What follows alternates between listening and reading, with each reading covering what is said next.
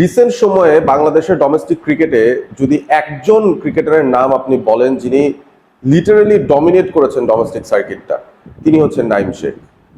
এবং নাইম শেখের এই রিসার্জেন্সের পর জাতীয় দলে তার ফেরাটা যেন সময়ের ব্যাপার হয়ে দাঁড়িয়েছিল।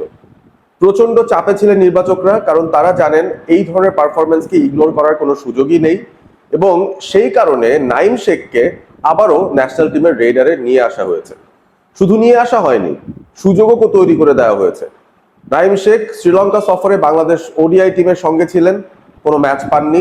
টি-20 ইন্টারন্যাশনাল স্কোয়াডের সঙ্গে ছিলেন এবং একটা ম্যাচ পেয়েছিলেন, যে ম্যাচটায় 4 নম্বরে তাকে ব্যাট করতে হয়েছিল এবং সেখানে তিনি 30 রানের একটা ইনিংস খেলেছেন প্রায় 100 স্ট্রাইক রেটে, এবং সেই ম্যাচটা বাংলাদেশ হেরে যায়। অনেকাংশেই অনেকে নাইম শেখের সেই ইনিংসটাকে দায়ী করেছেন বাংলাদেশের সেই পরাজয়ের পেছনে। তারপর দেশের মাটিতে বাংলাদেশ যখন পাকিস্তানকে মোকাবেলা করছে এই মুহূর্তে টি-20 ইন্টারন্যাশনাল সিরিজে, সেখানেও নাইম শেখকে সুযোগ দেওয়া হয়েছে দ্বিতীয় ম্যাচটায়।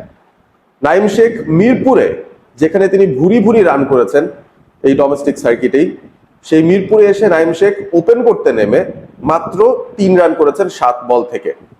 বাংলাদেশ ম্যাচটা জিতে যায়, তবে নাইম শেখের উপর যে চাপ সেটা কিন্তু কোনোভাবেই কমছে না। নাইম শেখকে আসলে কেন বাংলাদেশ ফিরিয়ে এনেছে সেই বিষয়টার দিকে যদি তাকায়, আমরা অবভিয়াসলি বুঝতে পারবো যে যখনই একটা স্কোয়াড তৈরি করা হয় হোয়াইট বল ক্রিকেটে, সেখানে কিন্তু 2 ওপেনারের একজন ব্যাকআপের প্রয়োজন হয়। টেস্ট ক্রিকেটে সেই ব্যাকআপ ওপেনারটা ইনামুল হক বিজয় ছিলেন, তাকে কয়েকবার সুযোগ দেওয়া হয়েছে, তিনি ফেল করে গেছেন।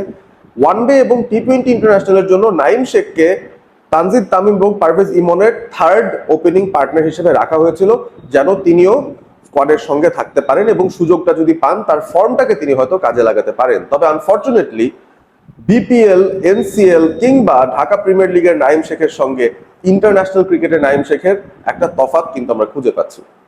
একটু কি চাপ অনুভব করছেন কিনা, পারফর্ম করতেই হবে, সুযোগ বোধহয় একটাই, ব্যাপারটা বোধহয় এরকম হয়ে যাচ্ছে।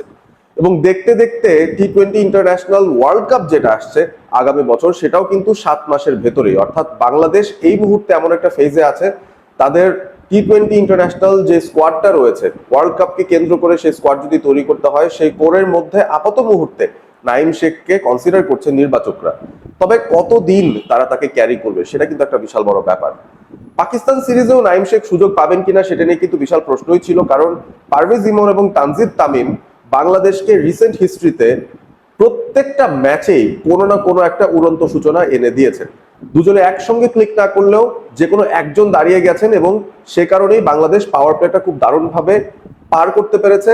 বাংলাদেশের রিসেন্ট হিস্ট্রিতে আমরা দেখতে পাচ্ছি গত 4 ম্যাচের মধ্যে বাংলাদেশ 4টাই জিতেছে, এবং সেখানে যদিও একটা ম্যাচে নাইম শেখ খেলেছেন, তার আগের 3 ম্যাচেই কিন্তু জুটি ছিলেন পারভেজ ইমন এবং তানজিদ তামিম। তাদের জুটিটা মোটামুটি সেট হয়ে গেছে, এবং সেই জায়গাটায় নাইম শেখ কিভাবে সুযোগ পান সেটা দেখার একটা আকাঙ্ক্ষা আমাদের সবার ছিল অবভিয়াসলি, কারণ তাকে স্কোয়াডে রাখা হয়েছে। তিনি কি একটা ম্যাচও পাবেন কিনা, পেয়েছেন, তিনি সেই ম্যাচটায় ক্লিক করতে পারেননি। একটা ম্যাচ খেলিয়েই কি আবারও নাইম শেখকে বাদ দিয়ে দেওয়া হবে? বাংলাদেশ পাকিস্তানের তৃতীয় টি-20 আইটা আগামীকাল, এবং সেই ম্যাচটাতে নাইম শেখ সুযোগ যদি না পান, আমার কাছে অন্তত মনে হয় একটু আনফেয়ার হয়ে যায় ব্যাপারটা।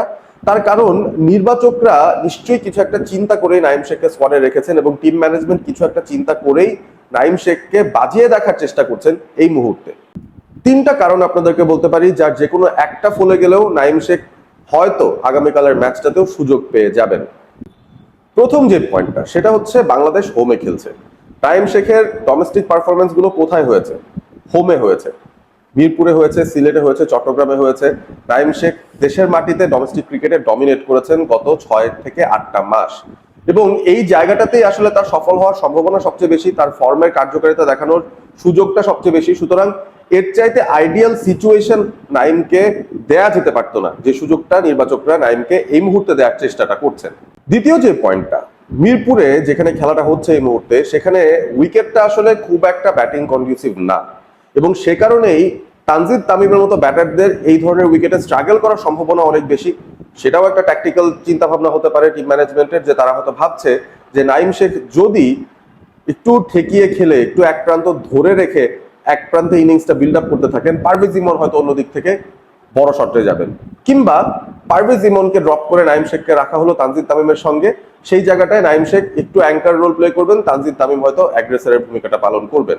কারণ তানজিদ এবং ইমন দুজনের মধ্যে কিন্তু একটা ইনহেরেন্ট অ্যাগ্রেশন আছে, যে ব্যাপারটা বাংলাদেশকে অনেক সময়ই ভোগায়, কারণ যে কোনো একজন খুব জলদি আউট হয়ে যান একটা হাই রিস্ক শট খেলতে গিয়ে।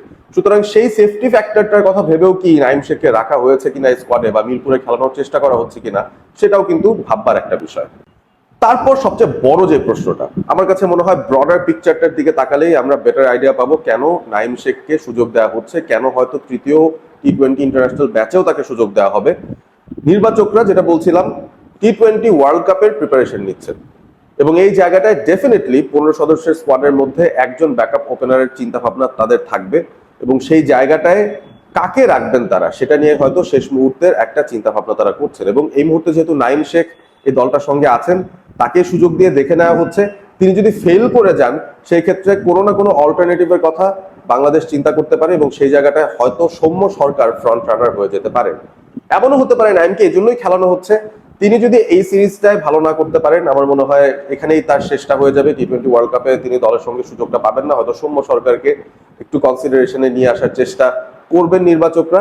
সো ইটস আ ডাইলেমা, তারা আসলে ওই ব্যাকআপ ওপেনারের খোঁজটাই করছে এবং তাকে বাজিয়ে না দেখলে আসলে বুঝতেই পারবে না কিসের বেসিসে তারা তাকে নিবে। সে কারণে হয়তো তাকে ঘরের মাটিতে একটা আইডিয়াল কন্ডিশনে তার ফেভারিট ব্যাটিং পজিশনে সুযোগ দেওয়া হচ্ছে। তবে আনফর্চুনেটলি প্রথম ধাক্কাটা নাইম শেখ খেয়ে গেছেন, মাত্র 3 রান করে আউট হয়েছেন। আগামীকাল যদি তিনি সুযোগ পান বাংলাদেশ দলে, আশা করব তার যে ফর্মটা আছে সেটা অন্তত তিনি দেখানোর চেষ্টা করবেন, যে হার্ডওয়ার্কটা তিনি এত 7-8 মাস 9 মাস ধরে করেছেন, অফ সিজনের সময় তিনি যেভাবে ট্রেন করেছেন, জাতীয় দলে ফিরে আসার যে তাড়নাটা তিনি দেখিয়েছেন, ব্যাট হাতে অন্তত সেটা স্বাক্ষর তিনি রাখতে পারবেন, এই আশাটাই করছি। কারণ নাইমের ভালো করাটা বাংলাদেশের জন্য ইম্পর্টেন্ট, যেন আমরা আমাদের বেস্ট পসিবল স্কোয়াড নিয়ে সামনের বিশ্বকাপটা যেতে পারি, সেই প্রিপারেশনটা আমাদের থাকা প্রয়োজন এবং সে কারণে স্কোয়াডের সব খেলোয়াড়দেরই ভালো ফর্মে থাকা প্রয়োজন। এবং এই কারণেই মনে হচ্ছে তানজিদ তামিম কিংবা ইমনের জায়গায় আগামীকালও হয়তো আমরা নাইম শেখকে বাংলাদেশের 11-এ দেখতে পারি। আপনাদের কি মতামত জানিয়ে দিন কমেন্টস করে, এবং সেই সাথে অল স্পোর্ট এবিপি চ্যানেলটি অবশ্যই সাবস্ক্রাইব করবেন। আপনাদের সবার সহযোগিতায় আমি এগিয়ে যাচ্ছি, এগিয়ে যেতে চাই এবং আপনাদের সঙ্গে ক্রিকেটীয় বিষয়গুলো নিয়ে বারবার ফিরে ফিরে আসতে চাই। ভালো থাকবেন সবাই।